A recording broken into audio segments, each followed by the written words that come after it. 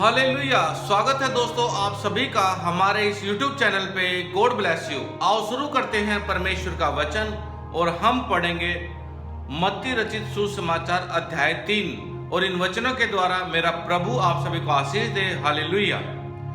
यूहन्ना बपतिस्मा देने वाला।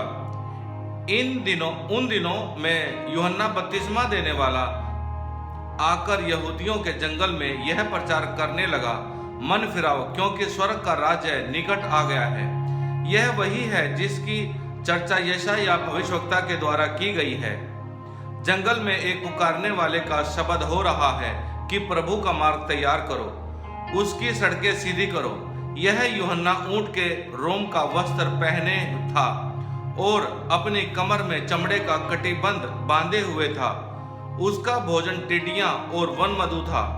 तब यरूशलेम और सारे यहूदियां और यरदन के आसपास के सब स्थानों के लोग उसके पास निकल आए।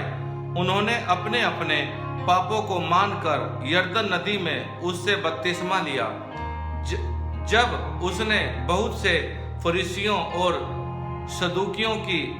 सदूकियों को बपतिस्मा के लिए अपने पास आते देखा तो उनसे कहा, हे सांप के बच्चों, तुम्हें किसने जता दिया कि आने वाले क्रोध से भागो? इसलिए मन फिराव के योग्य फल लाओ और अपने अपने मन में यह ना सोचो कि हमारा पिता अब्राहम है, क्योंकि मैं तुमसे कहता हूं कि परमेश्वर इन पत्थरों से अब्राहम के लिए संतान उत्पन्न कर सकता है।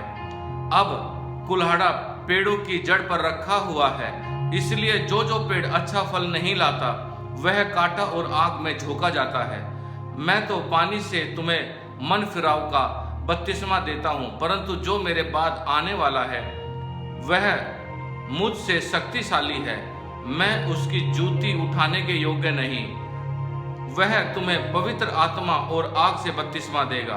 उसका सूप उसके हाथ में है और वह अपना खलिहान अच्छी रीति से साफ करेगा और अपने गेहूं को तो खत्ते में इकट्ठा करेगा, परंतु भूसी को उस आग में जलाएगा जो बुझने की नहीं। यूहन्ना द्वारा यीशु का बपतिस्मा। हालेलुया। उस समय यीशु गलील से यरदन के किनारे यूहन्ना के पास उससे बपतिस्मा लेने आया, परंतु यूहन्ना यह कहकर उसे रोकने लगा, मुझे तो तेरे हाथ से बपतिस्मा लेने की आवश्यकता है और तू मेरे पास आया है। यीशु ने उसको यह उत्तर दिया, अब तो ऐसा ही होने दे, क्योंकि हमें इसी रीति से सब धार्मिकता को पूरा करना उचित है। तब उसने उसकी बात मान ली और यीशु बपतिस्मा लेकर तुरंत पानी से ऊपर आया और देखो उसके लिए आकाश खुल गया और